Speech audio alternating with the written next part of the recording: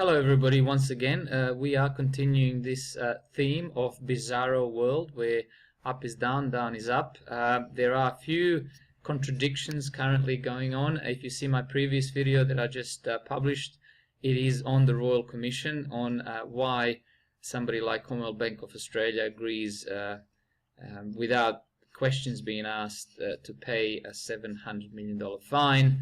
That is in my previous video, so make sure you check that out. This video is on another very important topic that is on everybody's minds, so on most people's minds, is the property prices and the current state of the property market in Australia.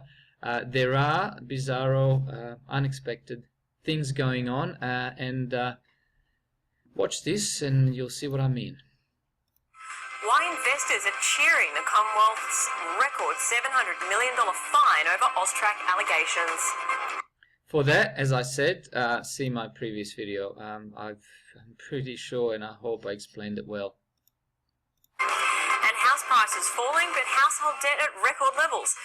So household debt that underpins the house prices is at record levels, yes, yet the house prices are dropping according to this report, and there's no indication, and that somehow means that the Reserve Bank of Australia is not going to raise the interest rates. The reason why the Reserve Bank won't be cutting interest rates. Okay, so the first discrepancy here is that if the mortgages and borrowing, domestic borrowing, is at all-time highs, why wouldn't the Reserve Bank then cut interest rates to help people out? Well, apparently they're not, but watch this. It was not a super Saturday for property vendors in the country's most expensive real estate market. Sydney's clearance rates jumped to just over 50%. Elsewhere, buyers are also becoming more unwilling to raise the paddle. It's a sign of the times, with national clearance rates dropping to a new low of 57%. All housing comes well and truly off the boil. All eyes will be on this week's GDP numbers, which are forecast to point to subpar growth for the year. So while the Governor has said the next move will be up, the market has priced in a 0% chance of a move when the RBA board meets tomorrow. To discuss this and more, I'm joined in the studio by ANZ Senior Economist Josie Masters and from Brisbane Head of Research with CoreLogic, Cameron Kusher. Cameron, we'll start with you. Prices are definitely coming off and the auction rate, particularly for Sydney, has dropped right off. What's it telling you? Well, it's telling us that the market, after 5 or 6 years of really strong housing market conditions, is now entering a correction phase.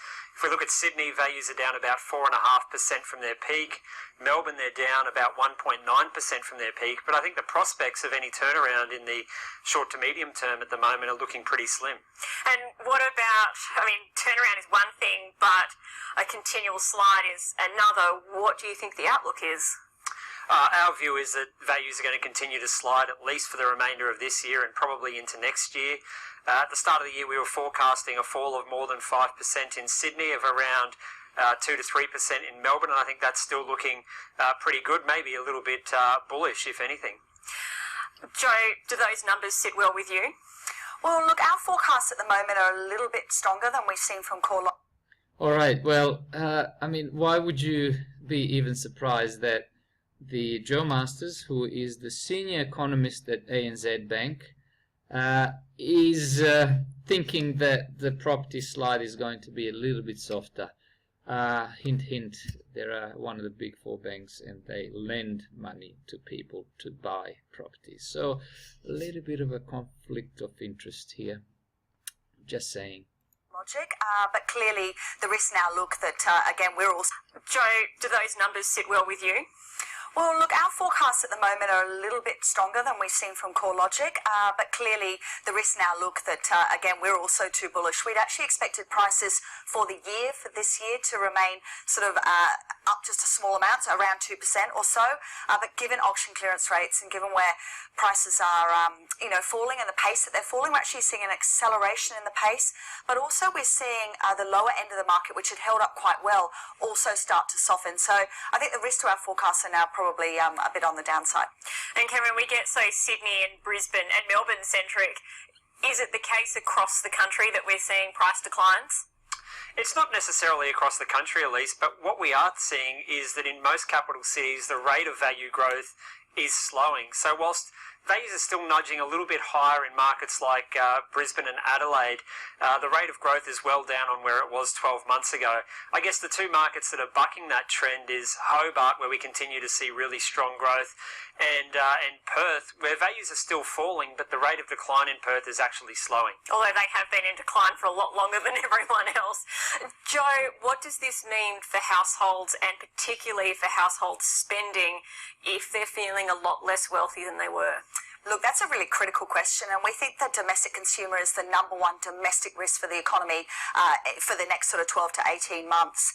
We know that over the last couple of years, consumption growth has run well ahead of income growth, and effectively that's been funded by the wealth effect from the housing market, which has allowed households to drive down their savings rate to almost pre-GFC levels. So if we look ahead and we see effectively a removal of that wealth effect, we've still got very anemic wage growth, record high household debt, and of course a big price increase for a lot of non-discretionary items. And we hear a lot about electricity, but it's not just electricity, it's childcare and medical insurance and a lot of those things that households have no choice how they spend their money. So I do think the outlook is quite challenged. We do think that income growth can accelerate from here. We've got incredibly strong labour market, a lot of jobs growth, and we think that the wage rate has stabilised. And if you look closely, it looks like it's going to gradually pick up over time. We had the increase in the minimum wage last week. So we still think that consumption growth can run at around 2.5% or thereabouts. But I think if we saw a sustained and significant slowdown in house prices, then that view may look a bit different. And in those retail sales released today, it showed that housing-related spending was still quite strong. Yeah, it was really interesting. Quite strong spending on furniture, furnishings, homewares, and the type of things that you buy at the hardware. So that was really quite interesting. There's one school of thought that says as house prices come off, people perhaps don't upgrade but renovate the house that they have. So that's one that we'll be watching over the next couple of months, I think. Cameron, how are listings going? Because we're talking a lot about the sales side, but is there as much coming to the market? Well, in terms of the amount of stock on the market in markets like Sydney and Melbourne, we're seeing the highest number of properties currently available for sale in Sydney at this time of year since 2012. So, highest number of properties available for sale in Sydney since 2012. That's something to keep in mind as we follow and continue to follow this. In Melbourne, the highest number of properties on the market at this time of year since 2014. We are starting to see a bit of a decline in new listings as well. So maybe the vendors are starting to get the message that housing conditions are not that great and perhaps reconsidering selling their property. See, this is something I thought about. Right, the prices are not going to go down because if they're down or flat, the vendors, the sellers, will not put their properties on the market. This is assuming that they're not going to have to put the properties on the market. People who have paid their properties off, older generation, fair enough. They can keep it. They don't realize any losses until they sell it. They don't have to sell it. How many people do you think have been stretched to the max as far as their borrowing capacity? And there will be a time when they actually can't just say, oh, well, I haven't made enough money on my property, I'm not going to sell. They have to sell or the bank will sell it for them. So we haven't reached that point because the interest rates are still low and employment is still strong. But I think that's all going to change. And when that happens, the vendors, although realizing that they can't get for their property what they could 3, 6, 12, 18 months ago, 2 years ago, they will just put it on the market to get whatever they can before the bank does it for them. Of course, we are moving into winter, though, and we do see typically a bit of a slowdown in a number of properties coming to the market. So I think the real test for the market will be once we get to September, the traditional selling season through spring, and seeing what happens with listings there, seeing what happens with lenders, what sort of campaigns they offer during that spring selling season, and ultimately how the market responds. But our view is that we're going to continue to see values slide for the rest of this year. All right, so according to CoreLogic's Cameron Kusha, we probably want to wait until September 2018. It's 5th of June 2018. So it's 5th of June 2018. It will have to be sometime around September, which he says is a selling season, September 2018, when we're really going to be able to gauge where the property is going. And what about for investors? How are rental returns looking? Well, rental returns have been depressed over the last few years because values have been climbing at a much faster pace than rents.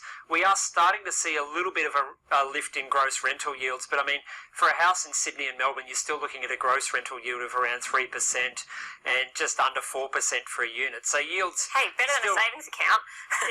It certainly is, but I think that it's pretty clear over the last few years, investors have been chasing that capital growth. If you're now looking at yield, there's better opportunities outside of Sydney or Melbourne, and you haven't seen the capital growth. So probably in the shorter term, your capital growth prospects are better outside of Sydney and Melbourne as well. Cameron Kusha and Joe Masters, thank you so much for joining me. Thanks. And just quickly, for those who don't think that the interest rates have already gone up in the real world, and that will flow on to the mortgages, this is the chart, or 5-year chart of the US 10-year Treasury bonds. All right, let's see, the low point was about 1.4%, and that was in June, July. Let's call it June, July 2016. So a little bit under 2 years. So from 1.4 to 2.9%. This is more than double, and so more than double in less than 2 years, and the trend is clearly up. So let's see, 1 year. So the trend is clearly up. There's obviously ups and downs, but yeah, like I said, the trend's up, so interest rates are going up. So in my opinion, people will be forced to start selling into a depressed housing market. With that, have a good day everyone, and I'll talk to you in the next video.